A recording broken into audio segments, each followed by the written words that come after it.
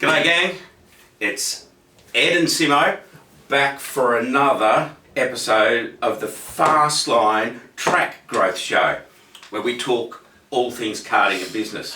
You got the name of the show right. About time, isn't it? That's progress. Definitely progress. Last week we talked about the perfect day. We did. Well, we started to talk about the perfect day. Not Lou Reed's perfect day. No. And let's just recap what we talked about there. So there was a few things in there. One is you're never busy. No, you're always busy, but you can't use it as an excuse. What you've actually got to look at is your main priorities. So your priorities also dictate how you're sort of having the perfect day, not how busy you are. Because there's always stuff to do, so it's your priorities. We talked about cutting out distractions, getting lost in those rabbit warrens down on social media or the loudest person in the office and all the rest of that. We talked about the need for getting real focus, so clarity, crystal clear clarity on what it is you're actually trying to achieve and get really, really clear about that. I think then we talked about few people actually have goals. It's quite rare to find people in business who have really well thought through goals. I know everybody has like the, I'll be a millionaire or whatever it is, but real focus, clear, obvious goals that they've actually written down and thought through. And then we talked a bit about having that belief, the belief that it's all possible, because that's the bit where you start to put stuff down and believe that you can achieve that, and just having that as a skill set will enable you to just go and put stuff down with conviction and make it happen. That's sort of pretty much what I think. Unless you're going to go and disagree with anything or add to it. No, I think that's good. You know, that's all well and good. Kind of talked around it last time. How does Steve down at the local go-kart track make all of this stuff happen? There's half a dozen Steves now watching this video and talking to me, and we are. It's a good question. And actually what you have to do is ask yourself a couple of questions really. The first question that you need to ask yourself, and do it consciously, is what do I do next? That is like a really it's a simple question to answer in one respect. And we will always have a bias to go back to the stuff we really enjoy. Everybody does this. There's bits of your job you'll love, there's bits of that you just hate. And business owners, you're in the worst position ever. You get to choose almost what happens, other than a few pressing deadlines. What am I going to do next?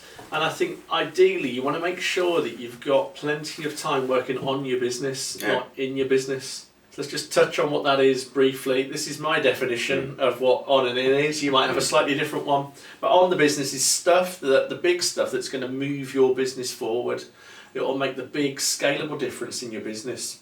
But in your business, that means you're doing stuff that's your contractual obligation to your customers. So for example, somebody turns up to pay for a go-kart track session. You're in the business there. It doesn't actually push your business any further forward. It's just you're fulfilling what you've offered to go and do to your customer. That's the sort of stuff as a business owner you want to get off your plate, get others in doing that for you. And if you can just sit on your business, the stuff that actually generates that extra business, that'll be a far better way to scale and grow your business.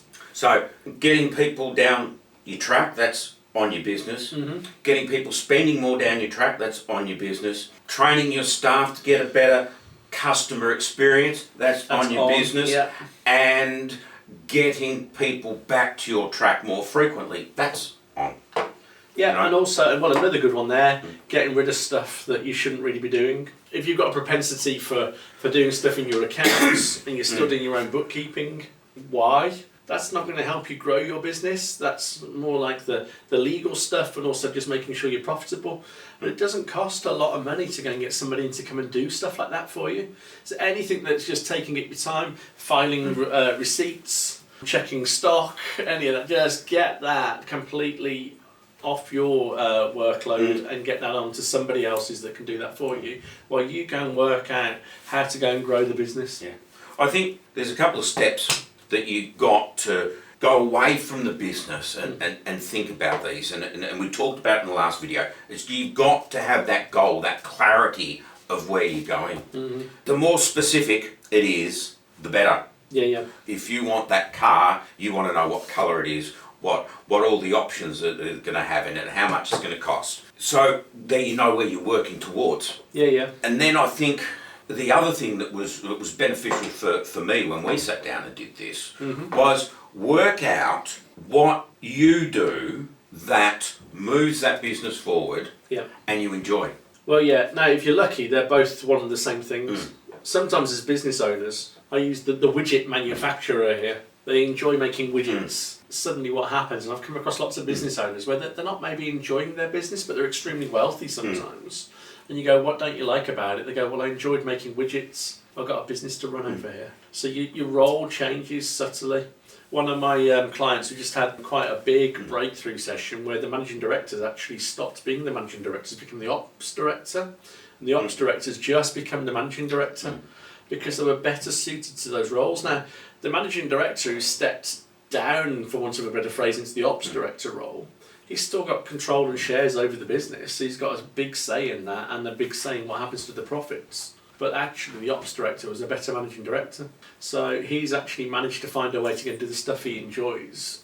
It was a fantastic breakthrough moment because the business now is jumping forward at a heck of a pace. It's quite a bold move. But they'll get the results for that. So so you've got to ask the first question. So just to recap, we're going to ask the first question, what do I do next? Yeah. This is where a little bit of pain then comes in because the next question is, what am I actually doing? And that can be a painful moment. That's where you've just sat down and realised you just have spent an hour on social media yet again, or you've just spent some time updating the flyer for the 100th time because the thesaurus needed a few extra words and the grammatical error on here was, and this is where we lose so much time as business. Or you've cut the grass in the midfield. Yes. You know. But I'm just having a moment there where I'm just like going to start slamming the table because like if you're doing that and I'm coaching you, I'd be like, what are you doing? Stop doing that. Get somebody in to help you. But yeah, so once you've asked what next, then it's what am I actually doing? And that's the point at which you can correct your course. And it doesn't have to be for a whole day. Just an hour and a half of solid on your business, doing the right things every day. And everybody will be sitting there nodding, I'm already doing that. But I guarantee, unless you're doing it consciously, you don't. It's got to be front of mind. And, I plan, execute 3 or 4 things. At the beginning, I'm driving into work, I'm going, right, I've got to do the video, I've got to do the Chinese orders, and I've got to get the ad out for the new salesperson. That'll be the 3 things. And I actually try and smash that out in the morning before everyone comes in. It gets away from you. Yeah, I'm similar. I do most of my work in about 60 minutes in the day, and that's really cool. So the real bit of work, as I call it, is done in 4 to 5 hours a week. The rest of the week's filled up with stuff. Yeah. And I enjoy that. But there is just an hour every day where I have to sit down and do things that are going to push the business forward, otherwise the business just stalls. But equally, not just the business stalls, I just don't reach my goals. It's kind of having the lifestyle that I'm looking for or the money that I'm looking for, but it's not so much about the money these days, but it's that lifestyle that I really crave and I value. So that's how it all starts, and you've just got to avoid the things that just takes that time off you. Yeah. And I think another crucial point, which I do, that I think really works well, is when people come to you with issues or questions, you stop and you think, is this task worthy of me? Yeah. And be that blunt. And it's sort of like, if I spend my time in this, is it going to move business forward? Is it going to grow this person? I can remember one of the warehouse girls come to me and complained about the state of the female toilet. Okay. I just turned to her and said, sorry, that's below my pay grade. Oh. Go and talk to Christian. I may have worded it. I hope you word it exactly like that. Cool. I don't know if that's brave or foolish or a bit of both. I suspect. Not my responsibility. You need to talk to. No, this is good. It is your responsibility because it's still your business, but there was a plan in place. So you've got to look out for the people that are making the most noise.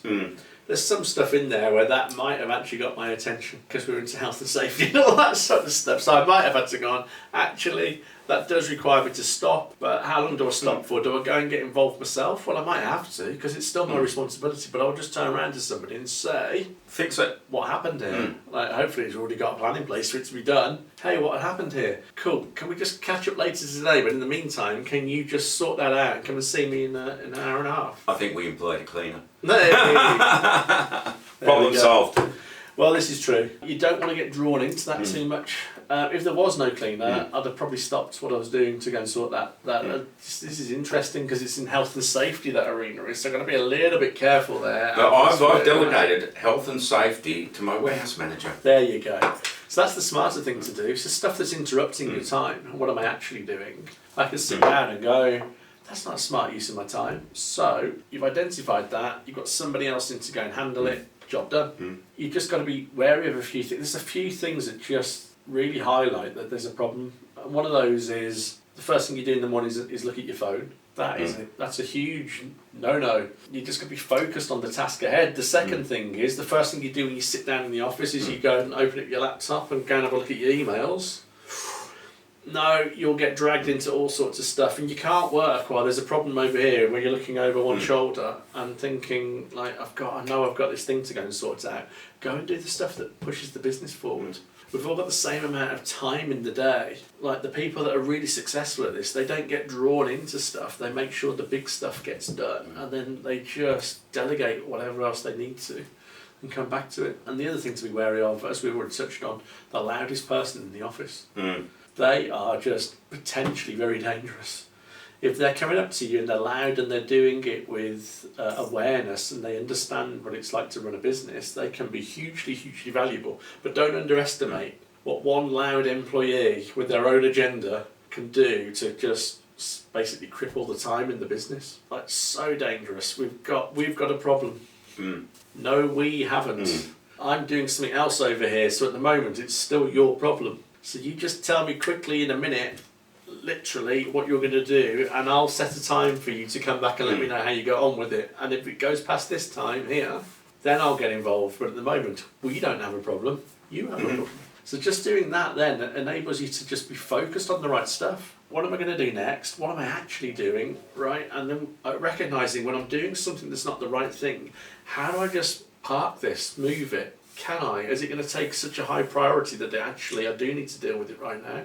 Or can I just park it and get somebody else involved and never ever have to touch that as the business owner while I get over here and grow the business for everybody? It's tough to do. And I struggled with it for a long time. And I mean, I'm not perfect at it. Not by a long shot. I don't think anybody really gets this. I find myself doing stuff that I shouldn't be doing. But sometimes you just have to do it too. Yeah, it is interesting. It's getting that plan together, really, understanding week by week, month by month, what needs to be done to make it happen. If you don't do it, you just get stuck into those little patterns where you're sitting down at the end of a week and I don't feel like I've achieved anything.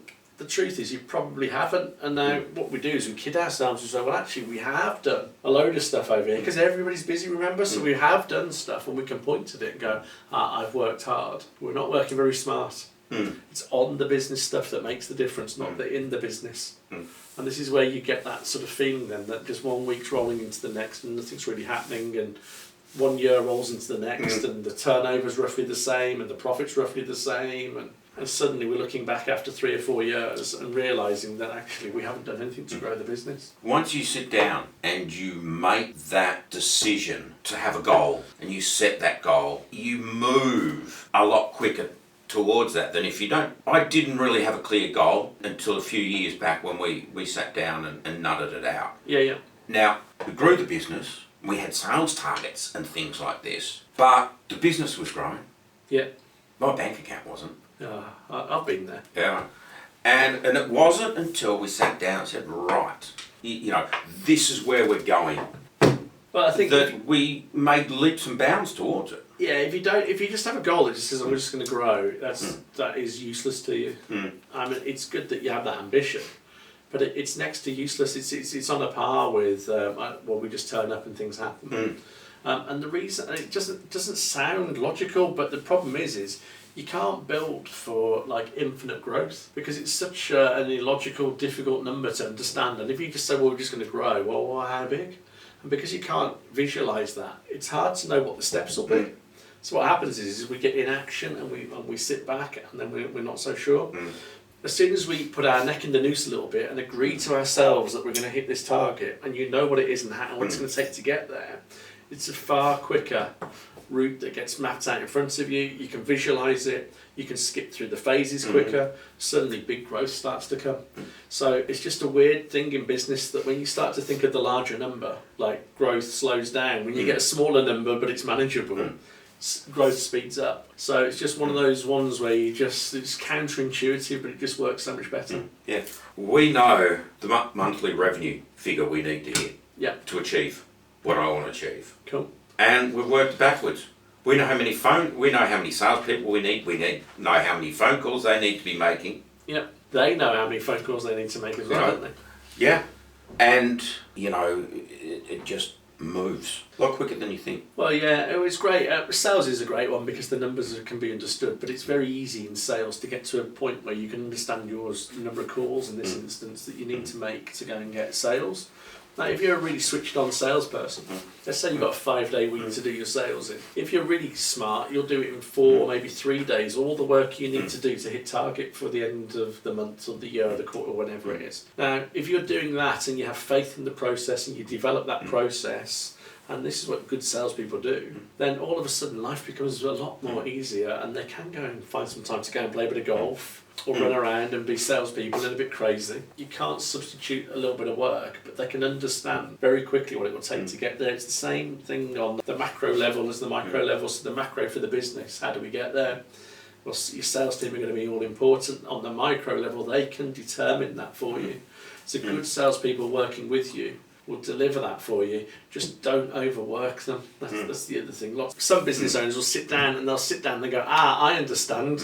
Like if they did this in 10 hours, I can get out of 40 hours, and we'll just multiply it by 4.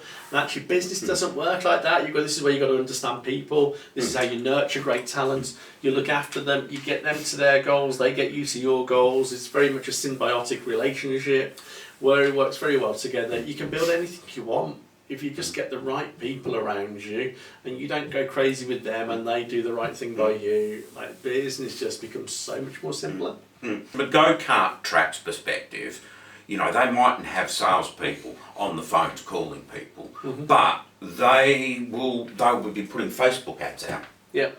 So you know how many impressions you've got to get and leads to come out from that to get X amount of dollars. Yep.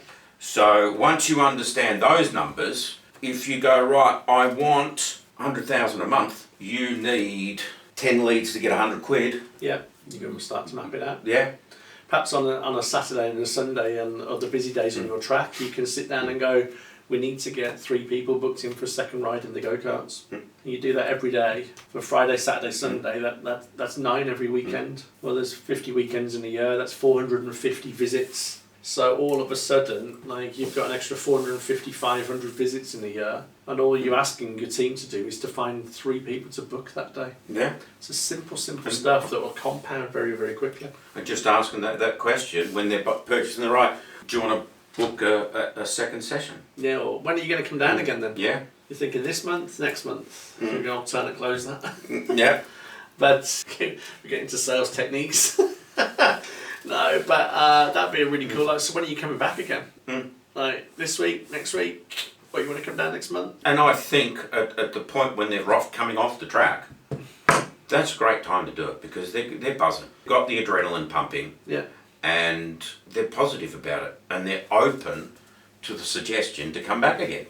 I was just drifting off there because if I've got their payment details, I can make that very simple. So go, hey, look, when are you going to come back down again? You're thinking next month? Look, we've got your details there. We just press a couple of buttons. We'll get it all booked up for you right now. And that's just seamless transactions that will just lead to great growth for the track, really. Oh. We're wandering off topic. Yeah. But I can't help myself. I just thought, this is a great way to get started. Well, I guess probably the end of another session. Yeah, I think so. And we covered a lot in those 2 videos. The perfect day. It is a tough one to get your head around. It's so easy to just fall into bad habits because we go to what we like to do, and that's not always what we have to do as business owners. If you're just asking yourself 2 or 3 times a day those questions, what to do next, what am I actually doing?